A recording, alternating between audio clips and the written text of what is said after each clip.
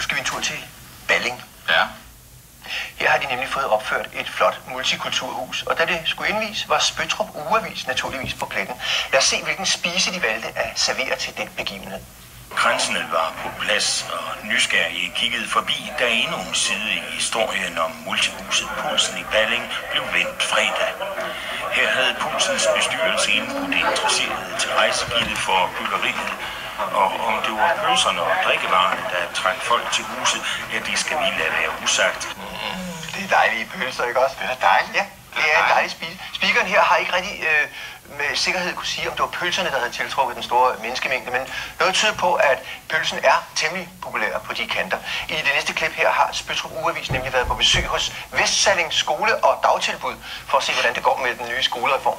Og det skulle jo fejres med en helt speciel spise. Den nye skolereform har nu levet sin første uge, men hvordan er det så gået? Vi har besøgt SFO'erne i Vestsalling Skole og Dagtilbud. Røde og brune pølser. Det er jo dejligt. De unge bliver virkelig forkælet. Der mangler ikke noget. Nej, det gør der ikke. Vi kan ikke slippe pølserne endnu, som man siger. Det kan vi ikke. Og Rødding Centralskole har nemlig...